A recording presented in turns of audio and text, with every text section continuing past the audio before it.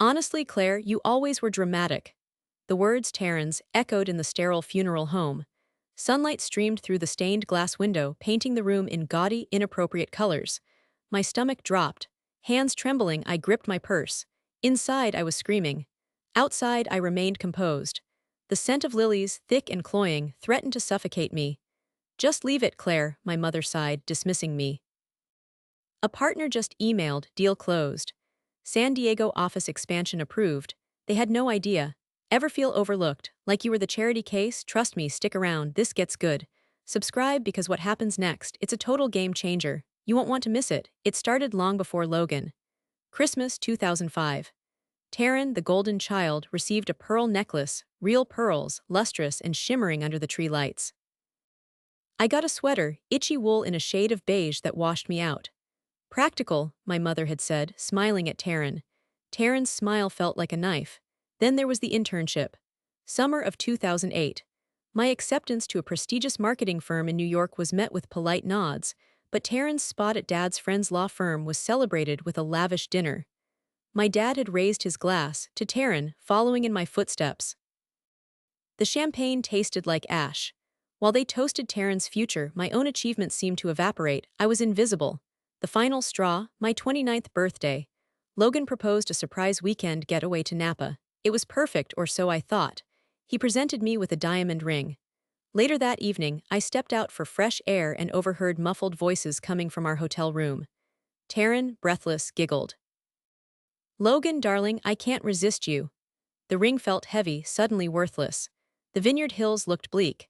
I walked away from them both that night. Everything was over. I arrived in San Diego with 2 suitcases, a broken heart, and $742,000. Not enough to retire, but enough to begin. The first few months were a blur of cheap ramen and Craigslist apartment hunts. I slept on a lumpy futon, the sounds of the city a constant reminder of my isolation. The gnawing loneliness was only matched by the cold sweat on my brow. I was building something here, but what? And would it be enough? My inheritance from my father became the foundation of my new life. I refused to squander it. Instead, I used it strategically. An initial investment in a burgeoning tech startup yielded returns beyond my wildest dreams. Within a year, my initial stake had tripled. Milestone 1. I took that capital and invested in real estate. A small condo became a rental property. That rental became 2. And soon I had a small portfolio generating passive income. As my wealth grew, so did my professional success. My marketing skills, sharpened by years of playing second fiddle to Taryn, proved invaluable. I quickly climbed the corporate ladder, landing a coveted executive position at a prominent firm. Clients praised my insights, my creativity, my drive. No one suspected the pain fueling my ambition. I never told them. My family pictured me as a struggling transplant, barely scraping by. They pitied me. The thought was delicious. The truth was I was thriving. My success was my shield, my weapon, my sweetest revenge. I made a strategic decision to keep it that way. No boastful social media posts, no extravagant purchases, only quiet, relentless progress. They wouldn't see it coming. Then came the inevitable, Dad's death. Back to that suffocating funeral home. I knew the reading of the will would be the catalyst. It was the moment the illusion shattered. As the lawyer began to speak, I felt a surge of anticipation mixed with dread. The air thickened. I could feel Taryn's eyes boring into me. I clasped my hands together. No apologies, no explanations, no regrets, it was time. "To my dearest Claire," the lawyer droned, "72% of my estate." A collective gasp filled the room. Taryn's face contorted, a mask of disbelief and fury. My mother looked as though she might faint. A wave of nausea washed over me, but I stood firm. The family Christmas party. 3 years later. I'd known this was coming. Grace, my younger sister, called, a shaky voice barely audible over the holiday music. "Mom's really sick, Claire, we want you here." I paused. This was it. The moment they needed me. Strategic preparation began. Not emotional, practical. A sleek black dress, understated but expensive. A donation to the local children's hospital in their name. A carefully crafted, neutral expression. My goal: observe, not engage. Show strength, not vulnerability. The house was the same, yet smaller. The same gaudy tree, the same sickeningly sweet scent of pine, but the atmosphere was different, heavy with unspoken tensions. Taryn, noticeably older, her smile strained. Logan, hovering awkwardly in the corner. My mother, frail, her eyes filled with a desperate plea. Claire, you came.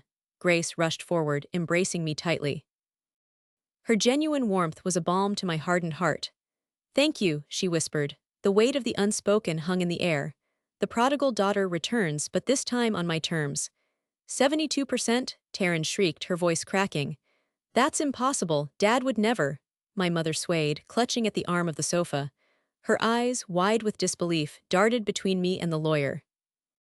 There must be some mistake, she whispered, her voice trembling. Logan, ever the opportunist, stepped forward, a calculating glint in his eyes. Claire, darling, perhaps we can discuss this privately. He reached for my arm, but I smoothly sidestepped him. There's no mistake, I said, my voice calm and clear. The will is quite specific. I resisted the urge to smile. My phone buzzed, the bank transfer notification for the quarterly dividends of my investment portfolio. Not bad. The lawyer continued, oblivious to the simmering drama. The remaining 28% is to be divided equally between Mrs. Bennett and Ms. Taryn Bennett.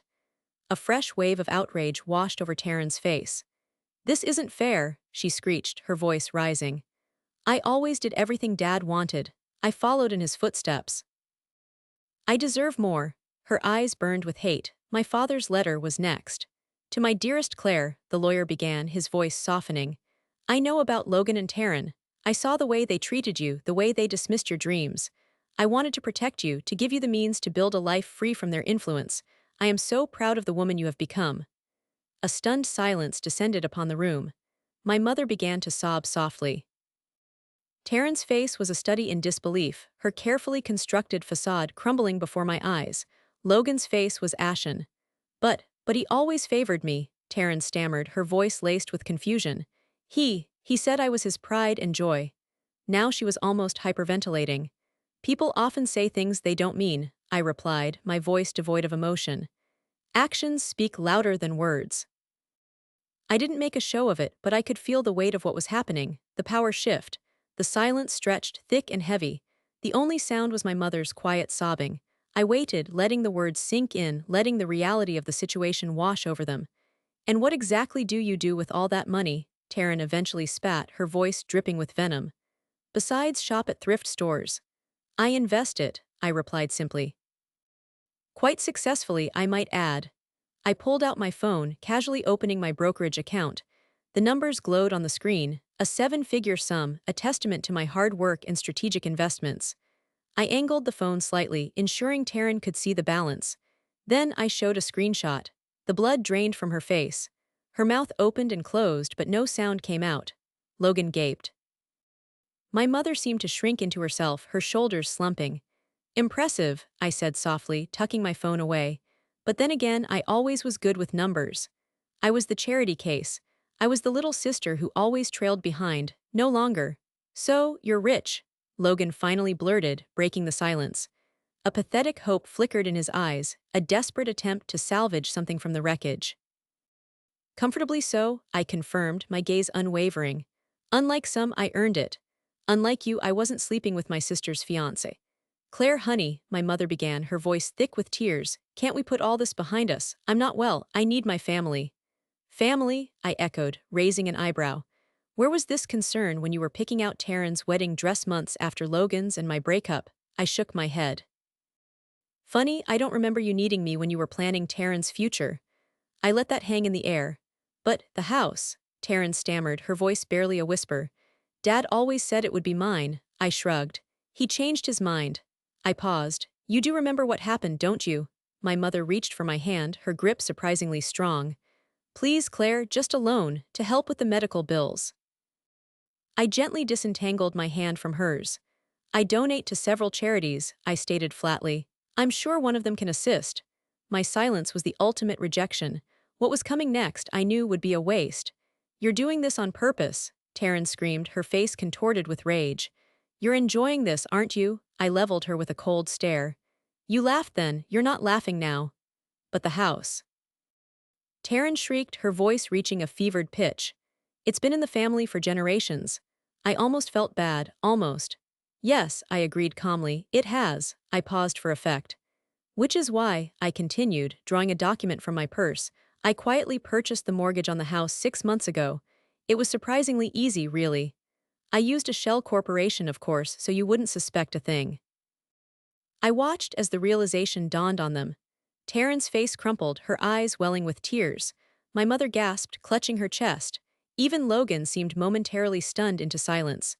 You own the mortgage, Taryn whispered, her voice barely audible. Indeed, I confirmed, holding up the document. The Bennett family home is now technically owned by a company I control. I can foreclose at any time should I choose to. The family needs the house more than ever now for the family and mother's medical bills. But there's something special to know. I control the house now. My mother's face twisted into a mask of anguish. Claire, how could you? This is our home, our memories. I met her gaze, my expression unwavering. Memories can be rebuilt, I said softly. Sometimes it's necessary to tear down the old to make way for the new. Consider this a renovation. I watched as her eyes became teary. Taryn lunged toward me, her hands outstretched. You bitch, you're trying to destroy us.